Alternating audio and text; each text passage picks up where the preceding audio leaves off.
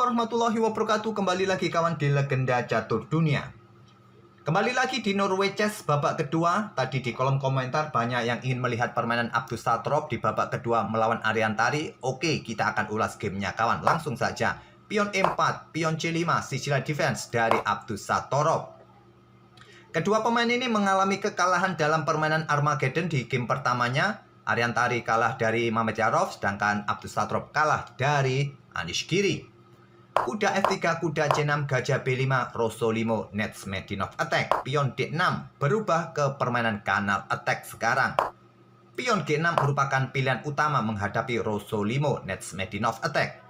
Di sini kalian bisa bertukar gajah sikat kuda, pilihan nomor 2, pilihan utamanya adalah rokade kawan, mengamankan raja. Selepas gajah G7 bisa diikuti dengan pion C3 untuk dukungan pion pusat, kuda F6, benteng E1 terlebih dahulu, pion A6, gajah mundur ke F1. Kalau tadi memilih jalur pertukaran, tidak melakukan rokade kawan di sini, pertukaran gajah sikat kuda setelah diambil balik oleh pion D. Di sini pion D3, selanjutnya gajah G7, apakah kuda C3, rokade bisa kalian lanjutkan. Itulah jalur utama menghadapi Rosolimo, Netsmedinov attack. Tapi pion D6 berubah ke permainan kanal attack. Di mana permainan kanal attack kawan dimulai dengan langkah pion D6, bukan kuda C6. Kemudian gajah B5, gajah D7 pilihan utama, kuda C6 juga bisa jadi pilihan. Kalau seperti ini urut-urutannya berbeda dengan permainan aslinya, cuma konstruksi diagramnya sama sekarang. Kuda C6, gajah B5, pion D6, rokade, gajah D7 di sini, benteng E1, kuda F6. Dan di sini kawan pilihan utamanya bagi putih adalah pion C3 untuk dukungan pion pusat. Setelah pion A6, gajah mundur ke F1, ada gajah G4. Mungkin inilah yang tidak disukai oleh Ariantari, ada gajah berasal kuda F3-nya. Dia tidak memilih dengan pion C3, melainkan dengan pion H3, kontrol petak G4 dari aktivitas gajah terang. Pion A6, gajah mundur ke F1, dan di sini pion E ini merupakan pilihan utama di game-game terdahulu. 1 petak, 2 petak merupakan pilihan utamanya. Tapi di sini Stockfish lebih menyukai benteng G8. Inilah yang dipilih oleh Abdus Satrov, memilih langkah engine dan tidak mau melakukan rokade pendek lagi. Apakah masih ingin rokade panjang atau tetap menempatkan rajanya di pusat? Kita lihat saja kawan. Pion D3 sekarang, ada pion H6 untuk jelas dukungan bagi pion G5-nya. Dan di sini Ariantari membuat langkah pengorbanan pion kawan. Untuk mengosongkan lajur B ini bisa diisi oleh bentengnya, apakah menterinya juga untuk mempercepat serangan di lajur atau sayap kiri jika hitam nanti nekat rokade panjang. Jadi memang dipersiapkan untuk serangan di beberapa langkah berikutnya jika indikasi rokade panjang diambil oleh hitam. Juga untuk mendefleksikan posisi pion ini jika diterima kawan, maka pion-pion ini juga dipersiapkan untuk serangan lajur pusat. Karena raja beberapa tempo ini masih berada di pusat. Dan Abdus Satrov memilih menerimanya menggunakan pion. Kalau menerimanya menggunakan kuda, pion ini siap dimainkan langsung. Karena kontrol pada petak E5 ini sudah terdefleksi. Kuda lompat ke petak B4 tadi.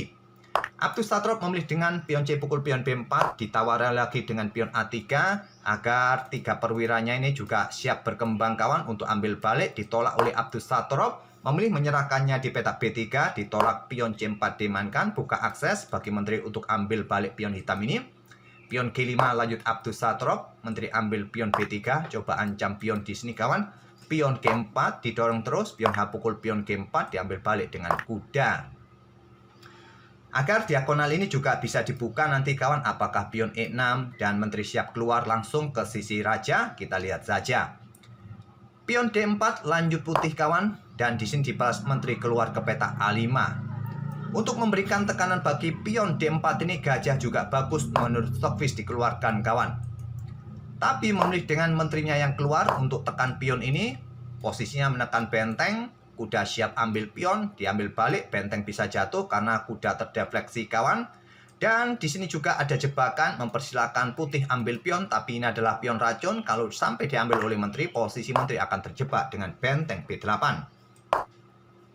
Diantisipasi dengan langkah pengembangan kuda C3, gajah G7 sekarang, tekan pion, dan di sini kawan ada pion E5 ditawarkan.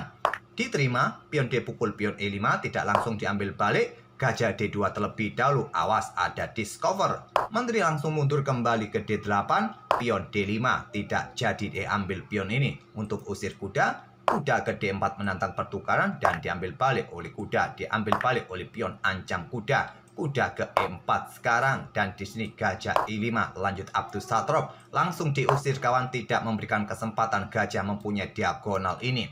Mundur ke peta H8, kemudian di sini pion C5 didorong lagi oleh Ariantari, coba untuk mendesak posisi gajah. Apakah sebelumnya akan diikuti dengan benteng C1? Di sini kawan, putih tadi juga ada kesempatan bermain dengan kuda ini melakukan skak untuk mendapatkan pion di sini. Tapi kurang bagus juga, simpel raja akan bergeser dan aman. Kalaupun ada ancaman kuda di sini, simpel menteri akan bergeser ke peta C8 kawan. Jadi memanfaatkan temponya untuk mendorong pion-pion di lajur C, raja bergeser ke F8 karena sudah mendapatkan dukungan posisi kuda tadi kawan di sini, dan dilanjut dengan langkah benteng C1 untuk dukungan pionnya, dan pion D3 dilepas di peta D3, bisa diambil oleh gajah atau diambil oleh menteri. Kalau diambil oleh gajah pion ini kawan, maka gajah ini punya tempat meluncur ke peta D4 skak. Kalau pion ini diambil oleh menteri, maka balasan hitam adalah gajah ini bergerak ke peta B5. Itulah ancamannya kawan. Oleh karena itu tidak terburu-buru ambil pion ini, bermain dengan gajah C3 untuk menantang pertukaran gajah gelap. Dan pion F5 jawaban stockfish kawan, tapi memilih dengan pion E6. Pion C6 ancam gajah. Terlebih dahulu gajah pukul gajah C3 diambil balik oleh menteri, dan di sini kawan, pion pukul pion merupakan pilihan terbaik setelah diambil balik menggunakan pion D di sini ancam gajah. Ya, kalian bisa bergerak menteri ke peta B6 terlebih dahulu untuk skak raja kawan. Setelah di sini mungkin diblokade oleh menteri menantang pertukaran, kalian terima, diambil balik oleh benteng, tetap menjaga pion di sini, kalian tarik mundur gajah ke peta C8. Itulah jalur utama pilihan stockfish merespon pion ini kawan. Tapi Abdus Satrop mengorbankan gajahnya, meluncur menteri ke peta H4, langsung direct ancaman skakmat. Tapi langkah ini adalah langkah blunder jika lawan tahu cara antisipasinya. Ariantari tidak menemukan langkah antisipasi itu kawan. Antisipasinya adalah melakukan skak di peta B4 ini. Setelah raja bergeser ke peta G7, jangan mencoba bergeser ke peta ini kawan, karena temponya skak dan kalian akan kena skakmat lebih cepat. Jadi raja ini bergerak ke peta G7, kalian skak di sini kawan. Setelah raja ini bergeser entah kemana, nanti kalian bisa bermain dengan pion G3.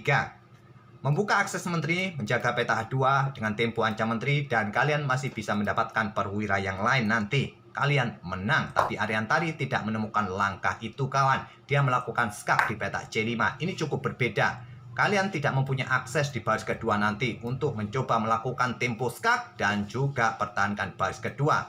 Gajah masih punya kesempatan untuk lari. Raja G7, dan di sini kawan, gajah ambil pion D3, tidak punya tempo untuk ambil gajah. Tentu ambil gajah adalah langkah skakmat satu langkah. Jadi gajah ambil pion D3, ngosongkan ruang bagi raja. Terlebih dahulu menteri H2 skak, raja F1, menteri ambil pion F4 skak, raja E2, dan di sini pion pukul pion. Langkah yang bagus ketimbang menyelamatkan gajah, dengan tempo juga ancam perwira. Stockfish menyarankan melakukan skak di sini kawan, dan terjadi baku hantam di sini nanti pertukaran menteri, dan hitam hanya untung satu pion di sini kawan. Permainan masih cukup menarik dan bisa berpotensi remis. Tapi memilih dengan benteng F1 terlebih dahulu, dan menteri ke E5 mengepin kuda kawan, gampang kuda bisa diambil oleh pion nanti. Di sini pion ambil gajah D7, benteng AD8 terlebih dahulu mencegat posisi pion, dan di sini menteri C3 tantang Ariantari. Terlebih dahulu pion ambil kuda kawan, gajah ambil balik, posisi gajah dalam posisi kena pin juga. Menteri juga dalam posisi kena pin, menteri tidak bisa ambil gajah. Jadi di sini benteng ambil pion D7 terlebih dahulu. Ada benteng F4, perkuat posisi gajahnya, juga menyerang kuda kawan. Di sini Abdus Satrop bertukar menteri terlebih dahulu setelah diambil balik oleh benteng. Kuda lari ke peta E5, benteng G3 skak, diblokade oleh kuda G6, benteng F bergeser ke lajur G. Bukan pilihan yang kuat, raja bergeser ke F2 merupakan pilihan yang kuat menurut Stockfish. Ditumpuk di lajur G, pressure peta G6 ini kawan. Di sini benteng E8 mengepin gajah, tidak bisa ambil kuda di sini. Raja bergeser ke F2 menghindari pin-pinan. Ada benteng E6 pertahankan petak G6-nya. Kita temui permainan endgame di langkah ke-39 ini kawan dengan keunggulan 2 pion dari Abdus Satrop. Sedangkan kontrol waktu dari Abdus Satrop juga masih bagus, menyisakan 25 menit, sedangkan Ariantari tinggal 3 menit saja. Tapi tak ada masalah, 2 langkah berikutnya increment juga sudah mulai jalan, cuma incrementnya bertambah 10 detik per langkah. Ini rasanya juga tidak cukup bagi Ariantari mempertahankan posisi. Gajah D3 mundur kawan, dan di sini pion mulai didorong. Diblokade oleh pion A4, pion B6. Sekarang ada raja ke G1, bukan langkah yang kuat. Gajah bergerak ke petak B5, berkoneksi dengan pion, menghentikan laju pion merupakan langkah terkuat. Tapi memilih raja bergeser ke G1, benteng D5, coba pertahankan baris kelimanya. Apakah ingin melakukan skak jika raja sampai bergeser ke lajur H? Ada gajah C4, tusukan sate. Ada benteng D1 untuk menghindari tempo kawan. Raja ke H2, benteng ditumpuk di baris pertama, ancaman skakmat 1 langkah, diantisipasi benteng bergeser ke F3, buka ruang bagi raja. Pion H5, ancam benteng, benteng naik. Pion H4, Ariantari menyerah di langkah ke-46, ancaman skakmat.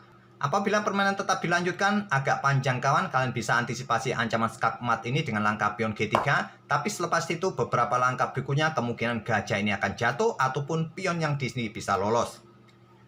Terlebih dahulu hitam akan melanjutkan dengan benteng H1 skak, raja G2, ada pion skak di sini kawan, raja ke F2, benteng H2 skak, raja ke E3, diikuti dengan pion usir benteng terlebih dahulu, benteng mungkin bergeser ke H5, ada kuda ke E5, ancam benteng garbu gajah di sini. Benteng naik, pertahankan posisi gajah, kalian bisa ikuti dengan benteng E1 skak. Raja bergerak ke petak D4 mungkin di sini dan kalian bisa menggeser benteng ke C2 untuk ancam gajah di sini. Dukungan bagi pion bisa promosi, mungkin di sini gajah bergerak ke petak B3, kalian ikuti dengan langkah benteng D2 skak.